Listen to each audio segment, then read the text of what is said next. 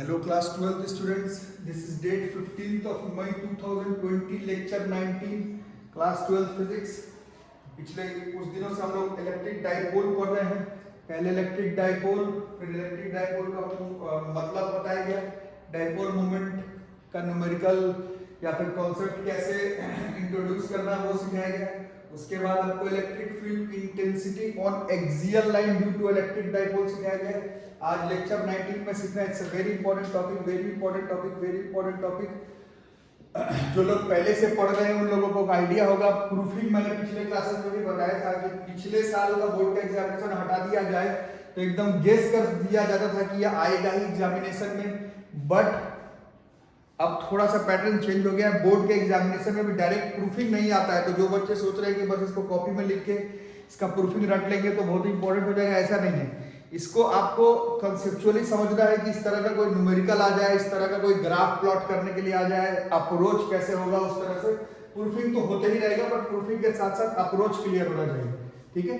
तो ये एक इलेक्ट्रिक डाइपोल बन गया। इलेक्ट्रिक डाइपोल में आपको क्या बताया गया था, इक्वल और ऑपोजिट चार्जेस हैं, separated by a finite distance. तो कुछ मान लेते हैं फाइनाइट डिस्टेंस 2a, ठीक है। अब ये जो लाइन है इक्वेटोरियल लाइन, इक्वेटोरियल का लाइन का मतलब ही परपेंडिकुलर बाइसेक्टर होता है। This means perpendicular bisector line. Equatorial line का मतलब परपेंडिकुलर बाइसेक्टर लाइन होता है। इक्वेटोरियल लाइन का मतलब perpendicular bisector line. Equatorial line का मतलब है perpendicular bisector line. Equatorial line का मतलब है परपेंडिकुलर बाइसेक्टर लाइन। एक्सियल कर चुके हो, अब इक्वेटोरियल पर करना है, ठीक है। बार बार बता रहा हूं, जैसे न्यूमेरिकल अप्रोच करते हैं बिल्कुल उसी तरह से क्वेश्चंस बनाने का ट्राई करना होगा। तो जो लोग मेरे साथ जुड़े हुए हैं भास्कर क्लासेस में, हम लोगों का इस तरह का क्वेश्चन बनाने का एक ही अप्रोच रहता है। इस तरह का क्वेश्चन बनाने का एक ही अप्रोच रहता है कि जिस पॉइंट पर इलेक्ट्रिक फील्ड इंटेंसिटी निकालना है वहां पर प्लेस कर देते हैं हम लोग +1 unit test charge. +1 unit test charge put करने पर क्या होगा, जो F निकालेंगे वही E हो जाएगा। मेरे क्लास में लगातार लेक्चर में आपको समझाया जा रहा है। तो ये positive, this positive will repel, ये कहीं इधर चले जाएगा। और क्लियर कट हिसाब किताब है, क्योंकि टेस्ट चार्ज +1 रखा है तो जो फोर्स होगा कूलम्बिक फोर्स वही E हो जाएगा। कुछ नेमिंग कर लेते हैं, इसका A मान लो, इसका B मान लो, तो ये B के वजह से हुआ तो इसका नाम EB मान लेते हैं, ठीक है। और उसी तरह से ये पॉजिटिव, ये नेगेटिव, ये पॉजिटिव, ये नेगेटिव, ये सोर्स, ये टेस्ट, ये सोर्स, ये टेस्ट, ये सोर्स, ये टेस्ट, ये अट्रैक्ट हो जाएगा, ठीक है। अट्रैक्ट हो गया। और अगर टेस्ट चार्ज +1 है तो जो F होगा कूलम्बिक फोर्स वही E हो जाएगा। So this is our EA, ये EA का वैल्यू होगा, ठीक है। तो EB आ गया, E आ गया। अब हम लोगों को कुछ करना नहीं है, एंगल ले लेते हैं। यहाँ पर वाला एंगल थीटा, तो ये वाला एंगल भी थीटा हो जाता है, because this is equatorial line का मतलब ही परपेंडिकुलर बाइसेक्टर होता है, ठीक है। अब थोड़ा सा अगर रिजॉल्व वगैरह कर लें, सीधा रिजल्टेंट निकालने पर भी आ सकता है, बट रिजॉल्व कर लेते हैं, है ना। तो थीटा एंगल इधर भी आ रहा है। अब अगर रिजॉल्व कर लेंगे तो angle arrow, angle arrow, angle arrow, angle arrow के साथ वाला इस cos कंपोनेंट, तो this is like EB into cos theta. और ये angle arrow, angle arrow, angle arrow, angle arrow के सामने वाला है sine component, so this is our EB into sin theta. उसी तरह से इस EA को देखो, ये वाला एंगल भी थीटा ही हो जाएगा। This angle is again theta, alternate interior angle से। तो angle arrow, angle arrow, angle arrow के साथ वाला इस cos कंपोनेंट, तो इधर एक और cos कंपोनेंट दिख रहा है, this is our EA into cos theta. और angle arrow, angle arrow, angle arrow के सामने वाला sine component, so this is our EA into sin theta, ठीक है।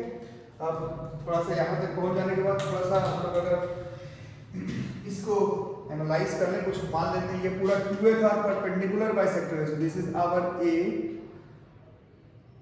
और जिस पॉइंट पर निकालना है उसका सेंटर से दूरी लेंगे हम लोग R। जो लोग एक्सियल का क्लास किए थे उन लोगों को याद होगा, मतलब जो लोग पिछला रेगुलर क्लास करे डाइपोल में, डाइपोल का जो न्यूमेरिकल इलेक्ट्रिक फील्ड इंटेंसिटी का प्रूफिंग न्यूमेरिकल ग्राफ, उसमें R लिया जाता है डाइपोल के सेंटर से जिस पॉइंट पर आप निकाल रहे हैं वहां तक का डिस्टेंस, ठीक है। तो सबसे पहला काम हम लोग ये कर लेंगे। अब ये डायग्राम हो गया।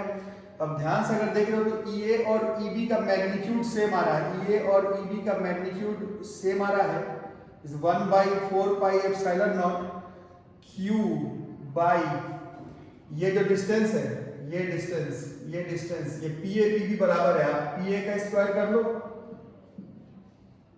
या फिर PB का स्क्वायर कर लो, परपेंडिकुलर बाइसेक्टर है तो ये दोनों लेंथ बराबर होगा, इसका मतलब है EA EB बराबर आ रहा है, EA EB बराबर आ रहा है, होगा कितना वैसे साइड में लिख लेते हैं, PA ले लो चाहे PB ले लो, this will be under root Pythagoras theorem से ये 90 डिग्री है, ये A है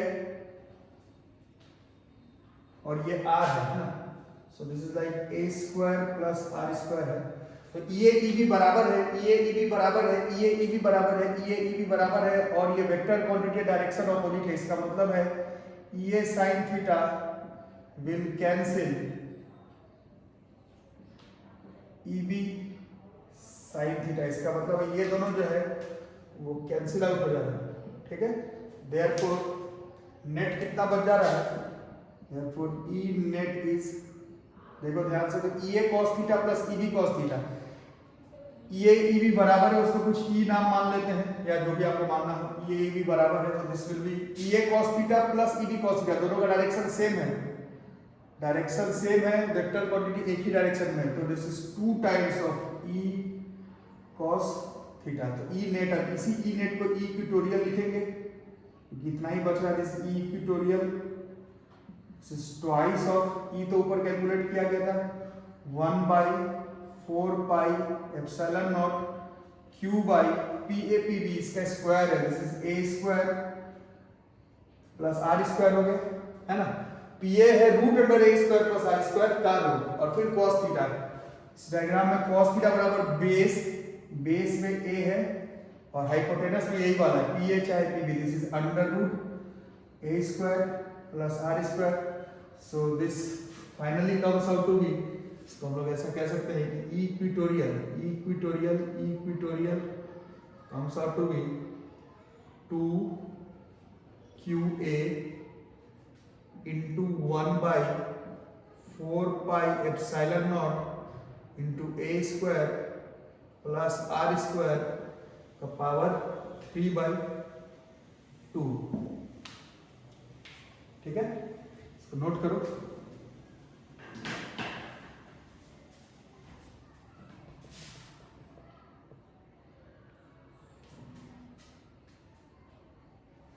है ना, और इसी को अगर फिनिशिंग लेते हैं, अगर हम लोग, हमने पढ़ा था डाइपोल मोमेंट P बराबर Q इंटू 2A, ये Q इंटू 2A को अगर हटा दें तो this E equatorial comes out to be P by 4 pi epsilon naught into A square plus R square का पावर 3/2, ये आ गया इसका answer, this is P by 4 pi epsilon naught, this is P by 4 pi epsilon naught R square plus A square का power 3/2, और इसका direction अगर देखोगे, जो लोग रेगुलर क्लास कर रहे हैं, डाइपोल मोमेंट का डायरेक्शन माइनस से प्लस, तो P का डायरेक्शन इस तरफ आया, बट ये E नेट का डायरेक्शन इस तरफ आया, है ना, तो E नेट का डायरेक्शन P के डायरेक्शन के ऑपोजिट में है, तो अगर वेक्टर फॉर्म में लिखते हो E इक्वेटोरियल को, अगर वेक्टर फॉर्म में लिखते हो, तो ये minus P by 4 pi epsilon naught into A square plus R square का पावर 3/2, ये याद करना पड़ेगा।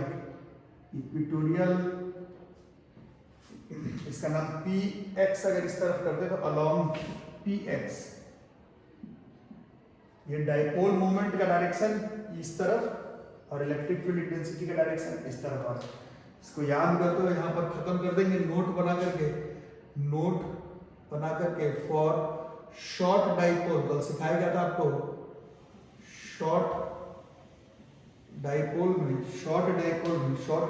में ये जो R की वैल्यू है वो जनरली A से बहुत ही बड़ा होता है, तो इसी फॉर्मूला में इक्वेटोरियल जो है, इक्वेटोरियल R अगर A से बहुत बड़ा है तो A square plus R square practically R square के ही बराबर हो जाएगा, तो ये दोनों कट जाएगा, तो E equatorial this comes out to be P by 4 pi epsilon naught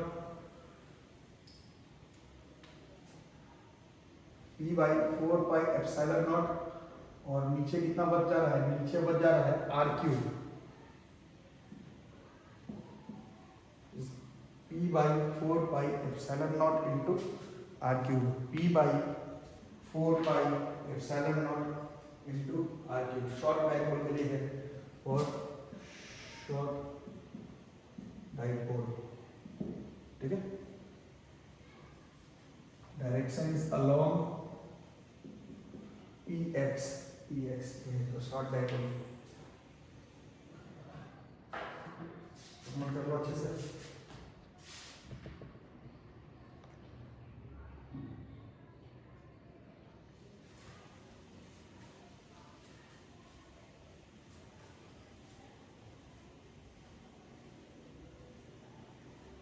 ठीक है, अगर हो गया हो तो नोट बना करके और short dipole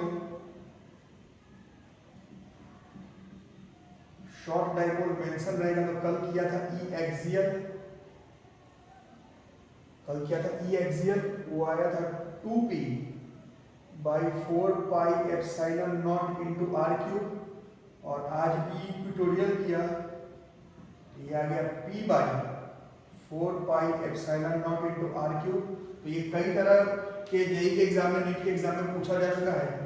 electric field intensity अगर एक्सियल पॉइंट पर देखें ड्यू टू डाइपोल और इक्वेटोरियल पर देखें due to dipole, short dipole दोनों को कंपेयर करें, इसकी वैल्यू 2 आ जाएगी, ठीक है। मतलब एक्सियल पॉइंट पर इलेक्ट्रिक फील्ड इंटेंसिटी इक्वेटोरियल के कंपैरिजन में दुगना आता है, इसको हम लोग याद करेंगे शॉर्ट डाइपोल के लिए। और डायरेक्शन याद रखेंगे, ई एक्सियल का जो डायरेक्शन था वो डाइपोल मोमेंट ही के डायरेक्शन की तरफ था। इसका काम पड़ेगा नेक्स्ट लेक्चर में न्यूमेरिकल बनाते समय, सिर्फ फॉर्मूला याद करने पर नहीं होगा। ई एक्सियल का जो डायरेक्शन है वो डाइपोल मोमेंट के डायरेक्शन की तरफ, ई इक्वेटोरियल का जो डायरेक्शन है वो डाइपोल मोमेंट के अपोजिट डायरेक्शन है, ठीक है। इसको नोट कर लो। और जो लोग ऑनलाइन पेमेंट कर रहे हैं बच्चों, ऑनलाइन पेमेंट कर दीजिए, सबको सुविधा होगा ऑनलाइन पेमेंट करके। मेरे व्हाट्सएप नंबर पर स्क्रीनशॉट भेज दीजिए ऑनलाइन पेमेंट करने के बाद, ठीक है। ये हो गया लेक्चर 19। लेक्चर 20 बहुत ही जल्दी आपका आ जाएगा। मेरे लेक्चर 19 को अच्छे से डॉक्यूमेंट नोट कर लो, ठीक है। Thank you.